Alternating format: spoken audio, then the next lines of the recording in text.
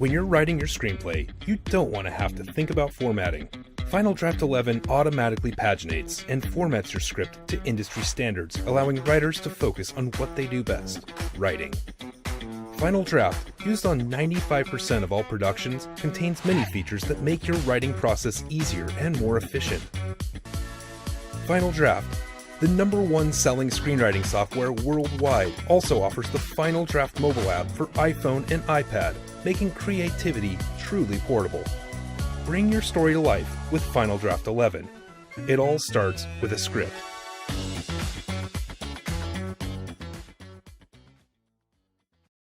Yeah. Okay. Hello, everyone. Hi. I heartily welcome you all to this panel discussion presented by Cineville Annual Film Festival, bringing together two brilliant filmmakers in a discussion about how to make your first film. Through such discussions, CAF intends to create a space for all kinds of people with an avid interest in cinema. For the session, we have with us Saurabh Vishnu. Saurabh is based in New York, where he pursued an MBA in finance and risk management. He had a successful career as an entrepreneur in telecommunication until the pull of his homeland brought him back to India. Reacquainting with his hometown, he found his passion, which is filmmaking. His first award winning and internationally recognized film, Tailing Ponds, which explores harrowing aftermath of India's coveted nuclear program, is just one of the many to come. We also have Dominic Sangma. Dominic graduated from SRFTII with a specialization in direction and screenplay. Is Dominic on? I Okay, think Dominic will be back. Dominic got disconnected. So Dominic will be back in a second. Till then, I'll continue this introduction. So Dominic graduated from SRFTII with in his specialization with direction and screenplay. He co-founded Kelvin Cinema Festival of Films and is an artistic director of the festival. His student film had won the National Film Award for the best short film. Since then, he has made many films. His first feature film, Mama, became the first Garo film to win a national award. His work has been recognized in festivals like Cannes, Shanghai Film Festival, International Film Festival of Thrissur, and many more. So,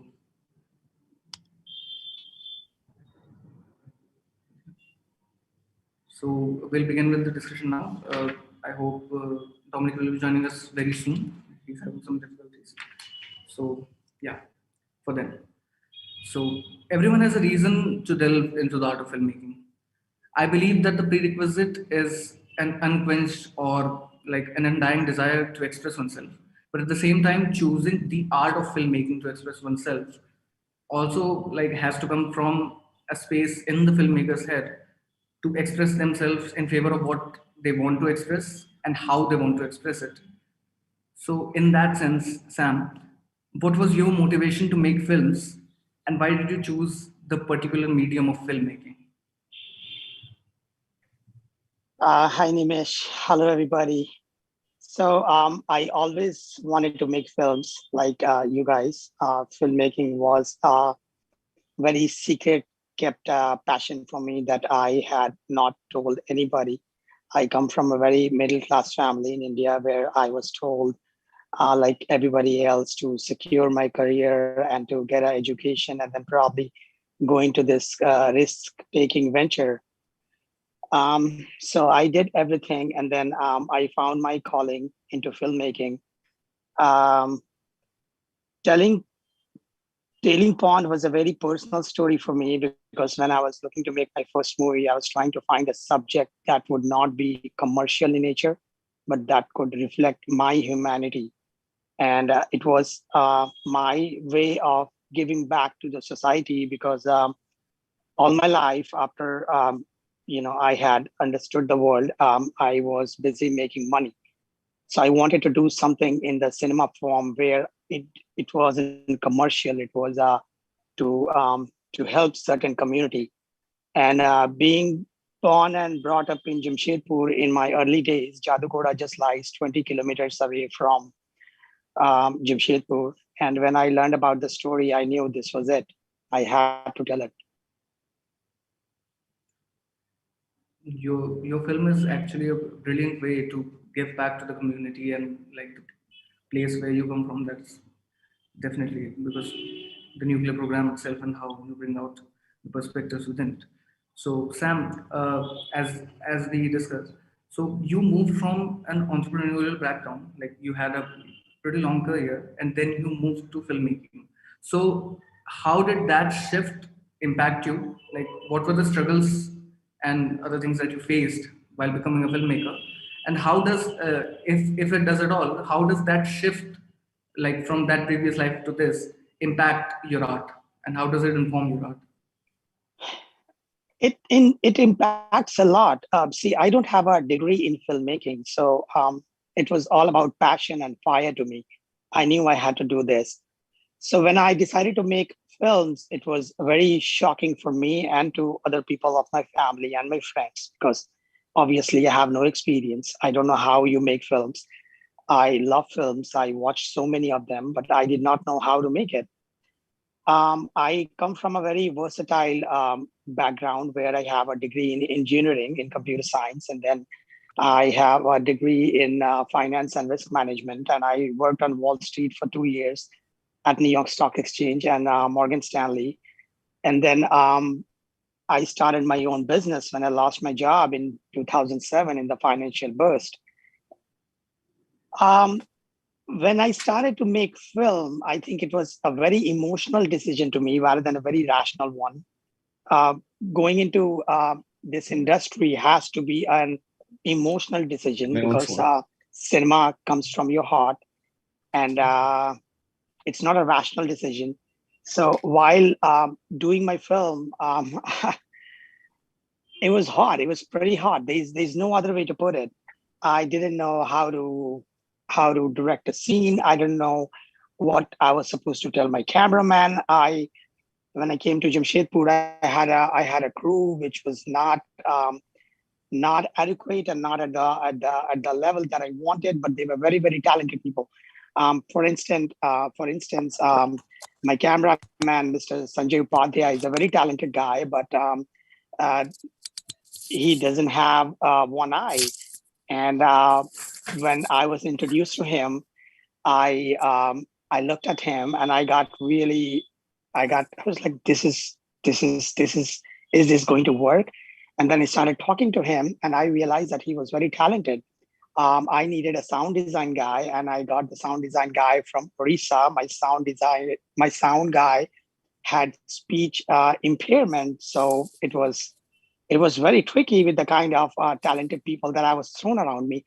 But they were very talented. So I'm telling you all this not because I want to make fun of them. It's because in all these people, I could see the talent and the passion burning. And I myself, I had no experience, and I respected those talented people, and I started working with them. And the guys, they gave me a wonderful sound. The cameraman, he did a wonderful job. He captured some brilliant images. Um, and that was it. That was my beginning. At every stage, I faced many, many obstacles. This goes for people, especially like me, who have no experience and no background in film school. I did not know how to edit. I did not know how to find an editor. I did not know how to find a sound designer. I did not know what happens into sound designing. I did not know how to distribute a film, how to sell a film, how to find an audience. Everything was new for me at every step of the way. It was very, very hard. It took me 5 years to learn the craft and then distribute the film, sell the film. What kept me going was an enormous experience that was backing me up. I mean, I believe I started late, but all this life experience that I had in terms of business, in terms of studies, in terms of interacting with people, in terms of uh, conducting a professional business deal. When the art form is over, when you have made your first film, unfortunately, you enter into arena when everything is about business. Nothing is about art. So it is all about how you sell your films. It is all about why somebody should buy your films. A distributor has to spend money on advertising, so he must like your film. So a lot goes into this business after you are done with the creative part. I was very shocked to find it. It's not that I wasn't expecting it, but filmmaking industry is one of the most professional industries that I have ever worked in. It's very challenging. It definitely demands the best out of you. It required the best out of me, and I had to keep giving my best. And still, I am into my second film. I'm directing a feature and producing it as well, and I find it still pretty challenging. It's full of challenges. That's rather wonderful, and in fact, your journey will inspire many people. Like it's never too late to start. It's like you can always start from any point in your life, and if you have the dedication, you can learn and make great films. That's for sure. Yeah, I mean, I have to credit Google for all my filmmaking. There was nobody to tell me. I have to credit so many authors. I have to credit so many publishers because that's how I kept learning. That's how I'm still learning. I look forward to reading some new books when I need to learn about a new craft. I look forward to reading a good article by some other filmmakers. That's how you can learn, and you have to be open to learning. There's nothing wrong about it. You shouldn't feel ashamed. It's okay if you don't know anything. It's okay to just ask that how this is done, why this happens like this. It's okay to ask simple questions. I ask sometimes very silly questions, and it's okay. So yeah, thank you for that. Now let's move on to Dominic. Glad to have you back again. And Yeah, I'm so sorry. we were discussing with Sam about his journey into filmmaking and how it began, how he learned on the way to the craft. And Mhm. my first question to you would be like, what was your motivation to make films? How did you choose the art of filmmaking as a profession? How like because you are a film student, how does your background inform your art as a filmmaking student and coming from even Northeast and making films in Garo? Mhm. Yeah, I think how to start actually. It's like I came from a very small village in Meghalaya, and I can say that I didn't see television till like I was maybe 10. The first television that because there was no electricity in my village, and then there was this rich family who hired uh, television, and then they bought this VCD, or VCR, whatever, that to screen film. And then that was like the first film that I ever watched in the film. I mean, in the television. That's the first experience of something seeing in the screen. Yes, I can't just say that because of that I became filmmaker today. But I think I also have to mention this thing is that I came from a family of oral storytelling. My grandfather, my uncles, they're like traditional oral storytellers. So I'm somebody who is very interested to be around them, listen to their stories. And we Garos, we also don't have alphabets. We write, everything is carried forward. The stories, the myth, folk tales are carried forward through orally. So we don't have written form. We use English alphabet to write our language. So so this is, I think, I cannot just say that because of that I become a filmmaker, but I think the need to, I mean, the interest in the interest that I have in telling stories was there even from my childhood. And I think one thing that what I feel like, my school was like some 3 kilometers down from the hill that I need to go down and go back. And I was scared, to go up. That was like, it's a lever, to really, it's tough to go up. So one thing that I did was, I still remember, was like to to tell stories to myself, to make up something in my head, imagine and walk up to kind of to reduce this lever to walk every day. And yeah, I think yes, after that, this, I think these are like some sort of like the first maybe germination of the storytelling when I was a kid. And then after that, I completely forgot that I don't think about filmmaking or anything like that. It's just that when I came to when I was studying in higher secondary school, I was so fed up by whatever thing that's happening in the school. And then, and the time that I was not getting time to write and read, that frustration really made me think that I really need to get out of that kind of system, And so I waited till graduation to apply for Satish Ray from Television Institute. And that's how I got into it. And of course, like for me, cinema was always like what was screened in the film, what we see in the television all the time, But then going to film school completely changed my way of like seeing films, what film can do to us.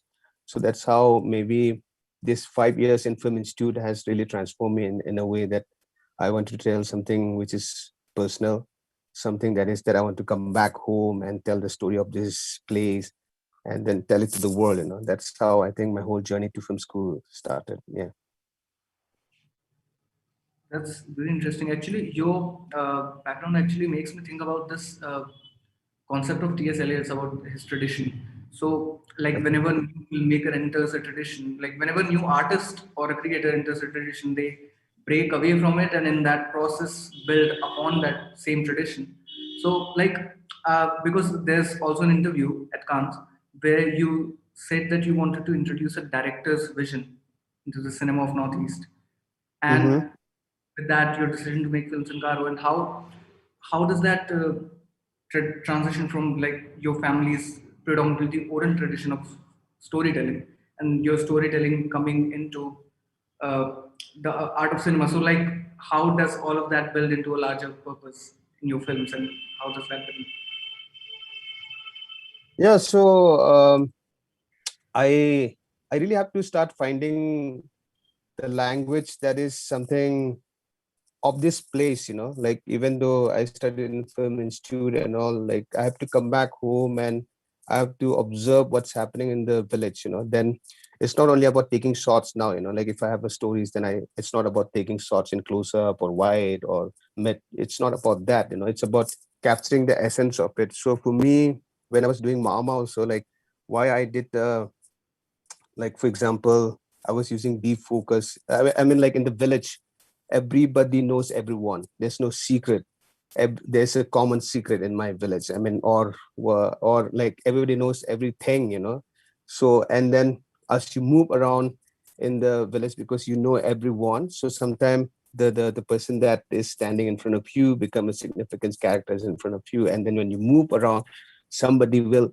It's like, so that is also the reason I was using this defocus, where like it changing the landscape, it changes the character significance as I go.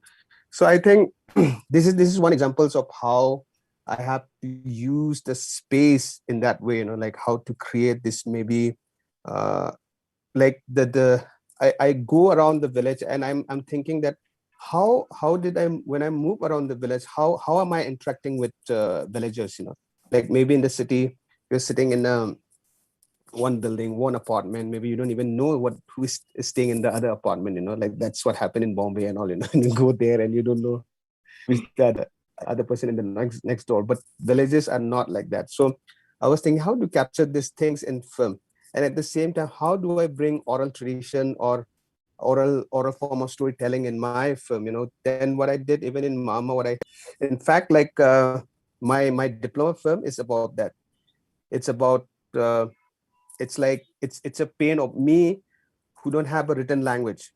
So the character is this poet, who this imaginary poet who have achieved like really high level of writing, and then he was writing with English alphabet throughout, and then he got this idea to write a poem, but then now he don't want to express it because he feels that English alphabets or the Roman letters are not good enough to express his form, so it's the need to invent or need to rediscover what we have lost, So my film Rongkuchak was something about that. And the film started with this, there's this oral storyteller who is telling us stories surrounded by people. And then he got lots of stories in him that he was telling. And in the midst of telling, he choked with words and died. So this poet, when he was a kid, he saw this, and then he became a poet later later on, but then at the same time, he's not being able to express it. So for me, like right now, this tradition of oral culture dying from my place is like a pain, as a filmmaker or even as a writer, so these are the things that I try to put into my film. I mean, did I answer your questions or? It was a mesmerizing answer, of course.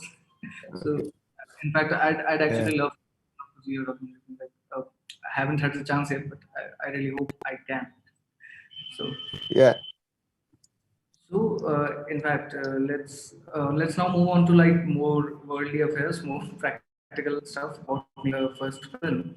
So I'll put this question to Sam. How do you gather a team of very talented people? Because filmmaking is ultimately, even when a director is calling the shots, filmmaking is really about a team, having a good team. So how do you gather a team of very talented people to make your film?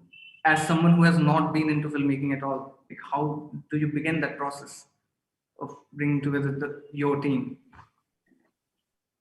I'll tell you my secret. I don't know how many people are going to agree with me. Um, I think it's at that point when you are hiring people, you need to have confidence on what you're doing. You need to love your work, and that is going to reflect on the person that you are speaking to. So while I was doing Tailing Pond, I was absolutely in love with the story. Why I would use love? Because when I went to the village to do my discovery about the sufferings of people in Jadugora, I never I had some Google articles backing me up, and then I started taking interviews, and these people allowed me into their lives, and I was able to witness how they are living and what they're doing, and it kind of affected me. It changed me. And when I was in the editing room, and we edited for a very long time, so we did 8 cuts of movies. So the movie original cut was 90 minutes, and then we squeezed to less than 30 minutes. So going through a 6 months process, I kind of fell in love with all the kids, and then all of the kids who were in my movie eventually died. None of them are alive today. I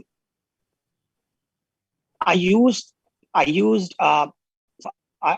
heartbroken when I was into the shooting phase, when I moved from the shooting to an editing phase, to sound designing, to color correction, to music composition, spotting where you want to put the music. It kind of became personal to me. It wasn't just a film anymore. It was, and it's hard to make your work that much personal, but then I think the authenticity comes out of you when you get that personally attached to your film. So all these people, I have some really, really, very talented people who I could not hire just on money. For instance, my editor, John Custodio, he's a 70-year-old guy. His films have won Oscars and he has so many Emmys. My composer, he has a couple of Emmys. My sound designer, Mr. Ken Han, he's also a 75-year-old guy. He has like 20 Emmys and Grammys and Tonys.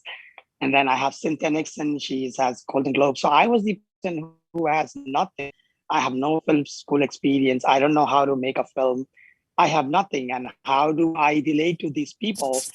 I was able to express my passion for my film by meeting them personally, and they kind of saw what I felt about the project. So I believe, you must get very, very personally attached to your film. Like how Dominic was mentioning, he felt a pain when he felt that, all his stories could not be reflected, properly, and he's trying to find ways. So it's a pain that you develop, and especially if you're doing like an art cinema, like my first film, I could call it's an art film.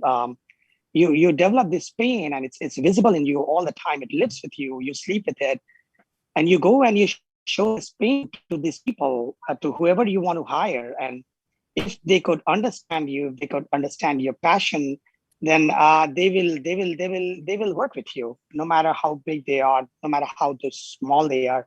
it doesn't matter. You'll collaborate. That's my secret.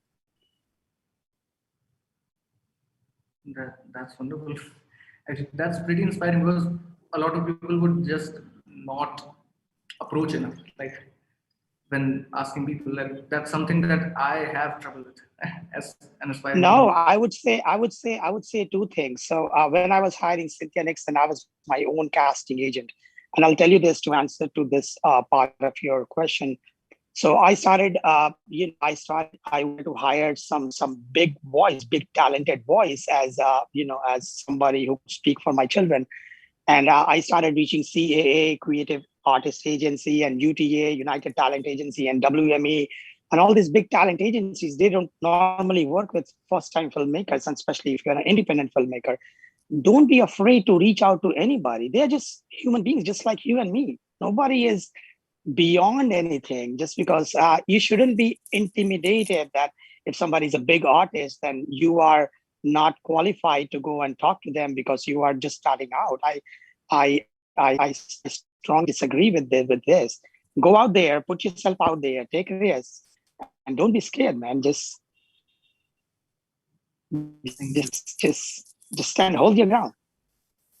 In fact, I'd like to apologize for a single thing. Actually, when I'm looking down, I'm looking at the live chat because there are many interested people asking a lot of questions, and I'm trying to combine all those questions and put them up to you. In fact, and one combined question coming to Dominic is that so many of us, while trying to make our first film, are worried about finances, how to bring finances, how to crowdfund a film, how to like different ways of funding your film. And in fact, one of your films has been funded by a production of outside of India. So if you would give some insight into how you go about the process of funding your film and how not to compromise your art while procuring that funding, how to be an independent filmmaker and still find enough money, find enough distribution to push your film. And if you want like about that whole thing of getting your film funded from outside India too. I think it's a very tough question, actually. It's a question. I think it's a thing that everybody is. I mean, yeah, for Mama, I can speak maybe I can speak for Mama, and then I can speak for what's happening to my next film. So Mama was like I made Rongkuchak, my diploma film, and then it was in competition in Beijing Film Academy. There was a film festival in Beijing Film Academy, and then so my producer, of course, she was just I came to know her through my DP who shot Rongkuchak, because he was in Busan, and then he met Jian in Busan. So then my film selected in Beijing, and then I went there, and she really loved my film, and then we started talking to each other, and then we just she just says that maybe we can collaborate with each other later on if it's possible, because she was studying as a director himself in the film school.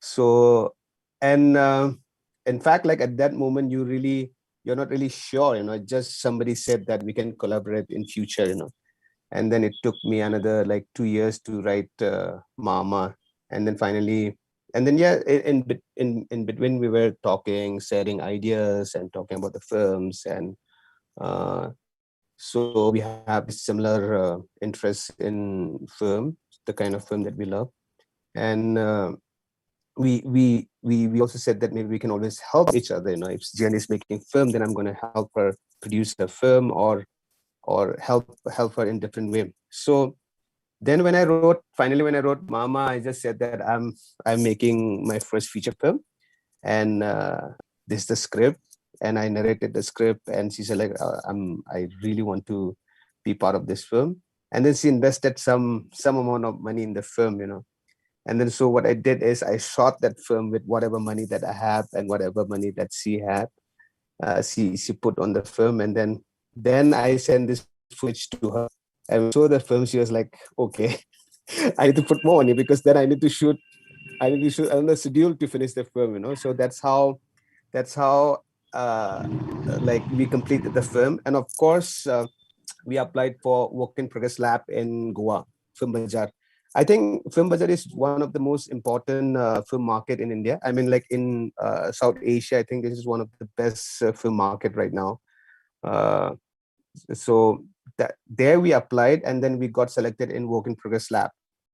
And so festivals, programmers, they saw the film. There was some mentoring there, and then we got the funding from we got funding for color grading in Prasad Lab, and that's how the whole journey of Mama started, like that. And so Mama, the first feature film that I made was in fact, like, it was something that we just went ahead and did it without really knowing. We didn't even have a company in the beginning of making the film, you know. We decided to make, because it's also very personal film. So my dad was the main actor in the film, and then we did the film, and then finally, so now we have a film. Now we need to have a company, you know. It was like that. But then for now, the second film, we decided, okay, now we realize that, you know, we have to be professional enough to start the film. So yeah, there are. I mean, getting funding is one of the most toughest thing, always, you know, and it's not easy. People might say that I got few fundings already. I got producers. I got this funding from Business Studies and Hubert Balsfan from Rotterdam. But you see, these are fundings. These are things that you only see as a result, you know. But I also get lots of rejection. I applied to lots of labs, lots of funders, but then I get lots of rejection. But at the same time, I think what will finally there are lots of I mean, for example, when you apply for fundings in Europe, you know, you need to have a co-producers like La Fabrique. So we started this film from 2018, and it was in Busan. There is this thing called AFIS. It's a sort of a film school for producers, you know. Anybody can apply there for 6 months. It's like fully paid if you're selected there, and then they will mentor you how to produce your film, how to meet sales agents, how to meet distributors, and all this thing. It's called AFIS. And then went to Film Bazaar for co-production market. So we met some producers who are interested to be part of the film. But of course, like in the beginning, they will only say that they're interested, you know, but they will never give the words just like that. And then it went to La Fabrique in Cannes. Then we met some more producers. It went to Cinemat in Rotterdam. So I think the thing is, if you have a script and you have a vision, you have this director's intention note, which is something that shows that, okay, this director have something to say, you know. It's like his perspective of the I mean, his point of view of life, or things that he's trying to show is something that something needs to be shown to the world, you know. Then I think there are ways of getting into it, I think. And also I think it's very important for us to make the first film is to focus on what you have first, rather than thinking, though, I don't have funding, I don't have this, I don't have that, you know. It's very important to focus on the things that you have first. I had my actors. I had my actors because I decided to cast my families. I decided to cast the villagers. And then I have also, because I came from school, so I have friends who can help me come shoot the film. And so I would just say that, okay, I don't have much budget, but this is what it is, and I want to shoot. So, so I would try to focus on what I have first, and then I will decide, okay, now I need to like continue the, you know, finish the film. So how do I finish the film? You know, that's what happened in Mama. But of course, for second film right now, we went in a very different direction. We learned so many things from first film. We made lots of mistakes, and there was no strategy at all of sending to festivals. So we made lots of mistakes. But at the same time, I think if the film is made, and if you make the film sincerely, the film is like a living organism, you know. it will, once you complete the film, it will just go by itself. It will somehow, it takes its own journey, I feel like that. You have no control over it sometimes. Of course, you have to push it, but at the same time, if the film is good, and if there is something in it, I think it goes to places that you might not even expect. So I don't know whether this is good enough answers for you guys, but this is what I can tell right now. Yeah. That is solid advice. Actually, like I'd love to push this discussion a lot further, but actually we're running a little short on time. So I'll push one question more, and I hope like both of you answer it. So this is question about like as closing remarks.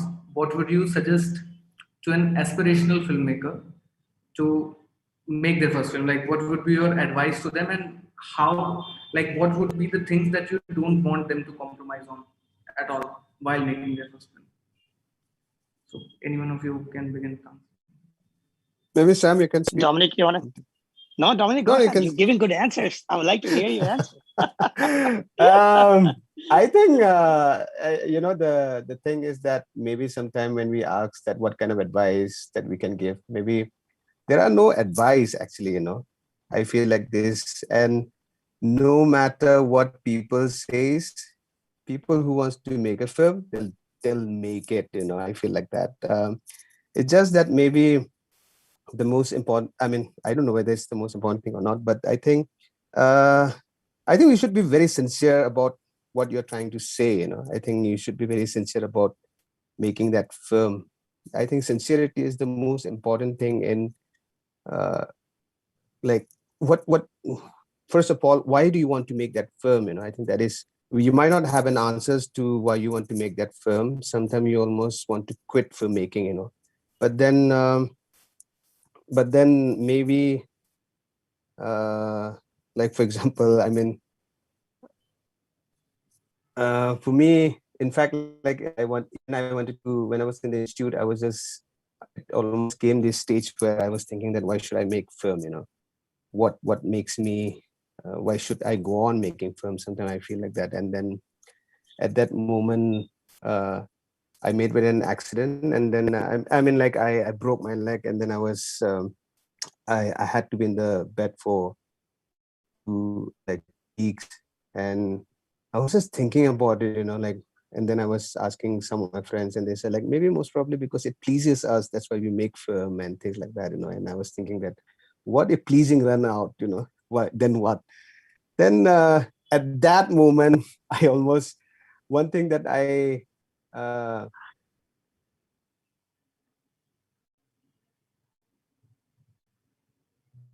my life become a little easier by watching great films, or like it become more like by reading good books or listening to good music. And sometimes we face this thing where we face darkness in our life, and then there's other things that gives us light, And at that moment, I mean, like, it sounds very pompous to talk like that, but at the same time, at that moment, I was thinking that maybe I should make a film for a guy like me, who who stumble across something like that in life, and then maybe later on, like somebody like me will come, and then we'll have the same doubt and coincidence like that, and then at that moment, I decided to go on making film, But right now, if somebody asks why I'm making film, I really don't have a proper answer. It's just like maybe when you're walking with somebody, and then you see this beautiful tree on the street, and both of you see the beautiful tree on the street, and then one of us just said, "Wow, what a beautiful tree!"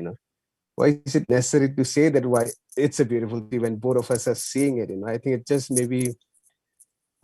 So I think my advice will be sincere. I think be sincere of what you really want to do. Don't be pretentious. Don't be just make film because everybody is making film.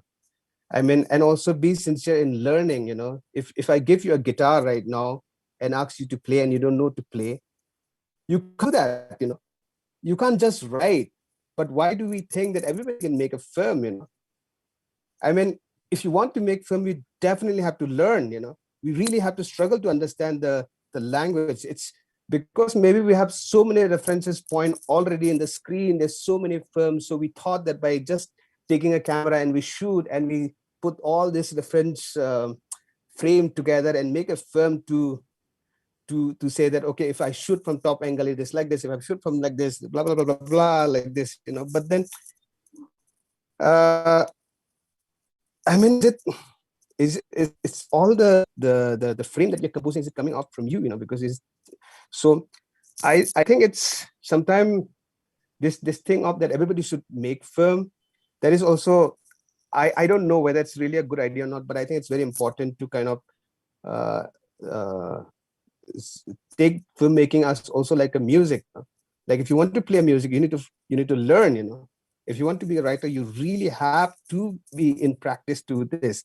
It's not having just camera and shooting and putting a film together. I don't think that will work, you know. So because sometimes I'm a jury in the film festival. Sometimes we also run film festivals and here, and then we have like some 1,000 entries for short film festivals, you know, and then lots of films we can just see that they're just doing for the sake of just doing it, you know. So I think sincerity is very important in making film, yeah. But don't get discouraged who wants to make it, you know. Yeah, that's it.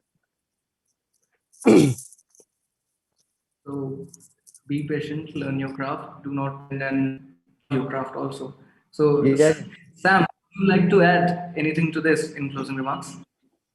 I would say most important thing is face your fears. Look, filmmaking is a scary process, no doubt about it.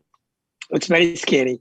You think people are going to like it, they're not going to like it. Will you have money? Will you fail? Will you succeed? We don't know. We don't know none of those answers. And you can't be thinking about all of these answers making a film. So I would say hold your ground. Don't be scared. Keep moving forward, inch by inch, and you'll get there. You'll get there. All of you. I got there, you know. So I believe anybody can. So anybody can make a film if they don't back out, if they are sincere, if they love their work and they are confident. Just do with whatever you have. Just a film. Thank you, Sam. So Sure. this has been a really wonderful discussion, and I'm sure that it will be very informative and very inspiring for our audience. It has been for me. I can assure I that. hope so. I hope so. Now it is time to close, and so the next to the audience. Next, we have discussion on how to organize a film. Till then, thank you so much, Sam. Thank you so much, Dominic, for being with us. Thank you. Thank you. Thank you. Thank you. Bye. Bye.